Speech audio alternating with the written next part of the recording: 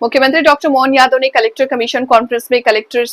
को निर्देश दिए कि जिले के औद्योगिक और आर्थिक संभावनाओं का गहराई से अध्ययन कर ठोस कार्य योजना बनाए। ऐसे प्रयास हो कि जिले में उद्योगों के साथ रोजगार के अवसर सृजित हों, जिससे जिला आत्मनिर्भर बन सके। मुख्यमंत्री डॉक्टर यादव ने कहा कि धार्मिक पर्यटन को बढ़ावा देने के लिए विशेष पहल करें और स्थानीय स्तर पर निर्मित उत्पादों की बिक्री को प्रोत्साहित किया जाए, जिससे स्थानीय अर्थव्यवस्था को मजबूती मिले। उन्होंने स्वास्थ्य और शिक्षा को भी रोजगार से जोड़ने की बात कही, जिससे युवाओं के लिए व्यापक अवसर उपलब्ध हो।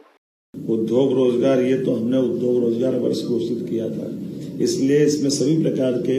हेवी इंडस्ट्री, एमएसएमई इंडस्ट्री और लघु कुटीर उद्योगों को पर्याप्त बढ़ावा दे करके इसमें जो हमारी परंपरागत रूप से जो आबादी काम कर रही है उसको तो बढ़ावा देना ही है, लेकिन नए नए प्रकार से भी जोड़ करके इनके क्लस्टर बना करके उसको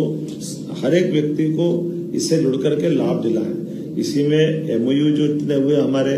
पिछले 2 साल के अंदर रीजनल इंडस्ट्री कॉन्क्लेव में, या हमारी जो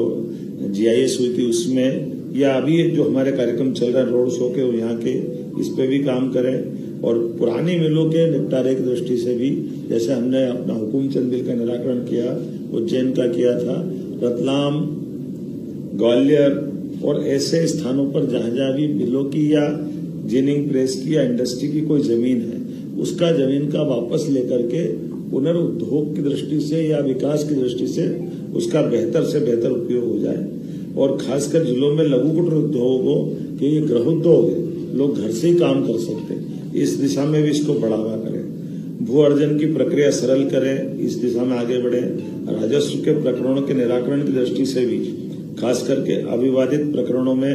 लगभग 1.25 लाख प्रकरणों का निराकरण हमने 24-25 में हुआ है, और ये लगभग और गति से बढ़ाएं। और जो बदलाव हमने किए हैं, खास करके ई पंजीयन के आधार पर, ई पंजीयन से सीधे सीधे नामांतरण हो रहा है पंजीकरण ऑफिस से ही दस्तावेज के आधार पर, लेकिन इसी के साथ साथ हमने राजस्व प्रकरण में तहसीलदारों के काम के बंटवारे करते हुए जो एग्जीक्यूटिव मजिस्ट्रेट की भूमिका निभाते हैं, उनके अलावा राजस्व न्यायालय में तहसीलदारों की नियुक्तियां कर दी है, जो पूरे समय बैठ करके उनकी अपनी दक्षता से वो काम करेंगे। हमारे जबलपुर ने बहुत अच्छा काम किया था उसके,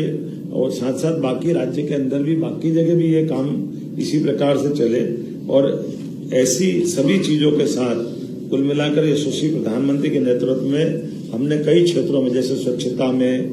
क्लीन एयर में, शहरीकरण में, मेट्रो, खासकर मेट्रोपॉलिटन सिटी बनाने में 2 मेट्रोपॉलिटन सिटी हमने बनाई है। ऐसे कई कामों में, नई शिक्षा नीति लागू करने में, पीएम एक्सीलेंस कॉलेज बनाने में 52, हमारे 55 जिलों में पीएम एक्सीलेंस कॉलेज बने हैं, शांतिपनी विद्यालयों की गति तेज बढ़ी है। ऐसे और कुछ भी विषयों को लेकर भी पूरा समग्र रूप से जो जन कल्याण के विषय हैं, उन पे 2 दिन तक ये मंथन चलने वाला है, और कोशिश कर रहे हैं कि इन कामों के बलबूते पर सरकार की प्रशासनिक दक्षता के साथ जन कल्याण की भावना का प्रकटीकरण भी हो, और हमारे रिजल्ट मध्य प्रदेश सरकार के यशस्वी प्रधानमंत्री के